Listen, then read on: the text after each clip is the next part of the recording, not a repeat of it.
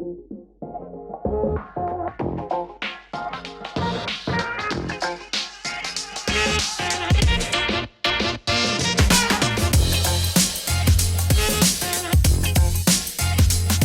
let's talk about some of the challenges about marketplaces. You mentioned quite a few. Starting service delivery process always involves human interaction still, right? You're building this at scale, at least in your home care kind of services, you can call it. So digitalized service and then human behavior is obviously unpredictable. I don't know, two sets of service maybe can't be identical. There are details and results. What's kind of your process for maintaining, quality assurance among all your services and everything that's delivered? Whereas when you had your original company, you were managing the team, you were on top of everybody. How do you manage it now? Yeah, these are all great questions. And I think there's like a graveyard of Uber for X startups, Yeah. Uber for home cleaning, Uber for laundry service, Uber for park your car, Uber for massages. And probably a $500 billion of venture capital crashed into the ground. Maybe not that much, but several billion. And so the problem that a lot of these marketplaces in the early days in like 13, 14, 15 for like Uber for services, the common problem they made was that they treated their service providers as fungible commodities.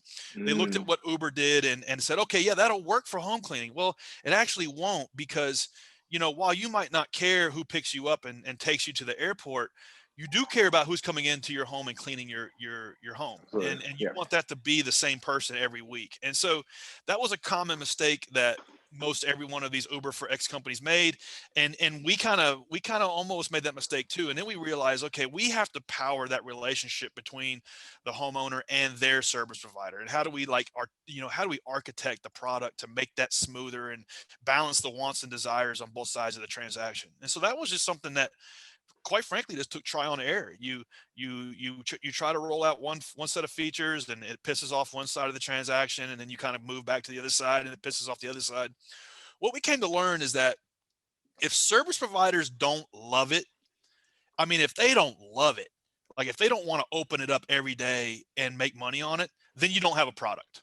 And Mm. you can apply that to dog walking, home cleaning, locksmithing, whatever. You have to start with something that service providers love to use and can make material income on.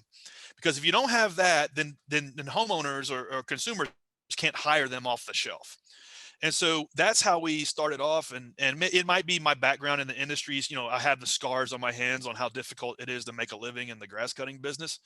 It might be that background that influenced that, but that's still how we approach it today. We over optimize and overserve the vendor side, Mm. the supply side, at the expense sometimes of the consumer side. Is the customer always right? No, Mm. because their expectation uh, is Uber for lawn mowing, quite frankly. And is that like they can just push a button every 3 or 6 or 8 weeks, and somebody will come mow their grass in 15 minutes. That's not the reality of how this business works. It's a route-based business.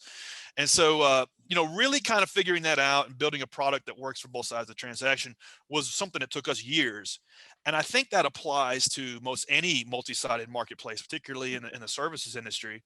Right. And I think it's why, if you're like a vertically focused app, like on one thing, that's how you can deliver that delightful experience. When you try to go too wide and be the Uber for home painters and the Uber for plumbers, I Mm. think it breaks down, and you really can't deliver that reliable experience. Makes sense. So what would you say is the biggest challenge? So you guys really focus on the quality of the service, unless like when you're trying to balance the two, especially when you go in a new city. Where are you focusing first? Are you trying to get users to sign up and start logging up, or are you trying to get all those service providers signed up first? Yeah. So like I mentioned, if you don't have happy service providers, you don't have a product. Mm. But the harder side of the equation to solve is the demand side. Usually in Mm. any multi-sided market, the person putting their credit card down is the harder one to get. And Makes so sense. for us, we're demand constrained in every city, because we can get as many quality service providers as we want. We have a strong value proposition for them, where we really the bottleneck is getting the word out to consumers, and we do that through Facebook, SEO, word of mouth, referral programs. But like we could handle 5x more. And so that's Mm, constantly what we're focusing on as the platform is how do we connect the platform's value to more homeowners? How do we mm, get this into the hands of more homeowners? Because we can always get more service providers. And that's always been the challenge and the bottleneck. Now the thing is you got to make sure those service providers are good. And in the early days, we did that through hand-to-hand combat, through personal interviews. I personally like knew the first 500 service providers that use the platform. I spoke with them. As a matter of fact, like in the early days, our product was so crappy, like we didn't really have a product for them, and so it was kind of like I had to speak with them on an ongoing basis to kind of like grease the wheels, so to speak. In fact, I offered free coaching and mentoring for like the first 100 service providers as a way to like get that honey and glue. And so that worked for a while, but then as we continued to grow and like we were doing like 1,000 transactions a week, that started to break down. And we had to really look at like, okay, what are some of the signals and data that our platform generates that we can use to sideline the unreliable lawn care services and promote the good ones. And so mm, we measure these folks on a number of dimensions that don't normally exist in the analog world. Like how often do they get booked a second time? How often do they show up on the day that they're hired? How often do they cancel? What does their star rating look like? And then there's like six more things. And so we know through our data, okay, these are the good ones. These are the ones that stink. Let's get them, expel them from the platform, or promote the good ones. And so that's kind of over mm. time through data and through the activity on our platform, we've been able to kind of ensure a better experience for homeowners than they would normally get, trying to call somebody off of Facebook or off of Angie's List. Makes sense. And then I know for somebody looking to start a marketplace, I mean, with Uber and the Airbnbs, they obviously take a percentage of the transaction. How are you guys monetizing GreenPal? And what kind of margins or fees do you typically are you charging? I'm guessing on the service side, right? The contractors. We take a variable percentage of the transaction depending on Mm, the contractor and how much activity they have on the platform. And then we also charge for some premium tools that they can use if they want. So mm, it's totally free for service providers to use, to try and use. But once they start generating revenue on the platform, there's a transactional fee that they pay. And then also if they want to pay for some premium things that we charge them for that as well. For mm, homeowners, the price they pay is the price they see. There's no extra fees or subscriptions or anything like that. And so that's mm. worked for us. That's worked for us to be able to fund the business Of and to course. grow it off its own revenues without extracting too much value from the platform. I think that's a lot of things that's a mistake that a lot of marketplaces make. They try to take too much value out of the equation, and quite frankly, they're taking more value than they're delivering, and that's why Mm, they break down. makes sense.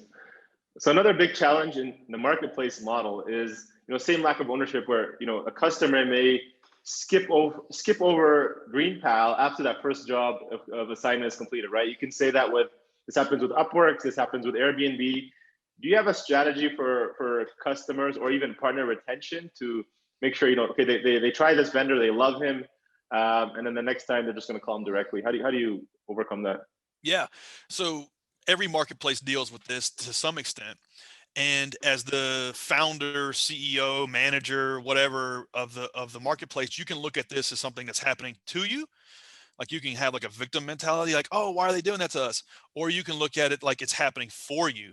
And it's like, okay, why in the hell would they want to go and do it the old way after we've delivered this delightful experience? And so in the early days for us, we knew everybody that was using the platform, so that didn't happen.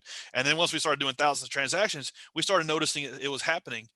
And we had to really look at, okay, why in the hell would a lawn care service want to go and like chase their money again? Why would they want to go back to pen and paper? Why? And so we had to really like ask why 5 times.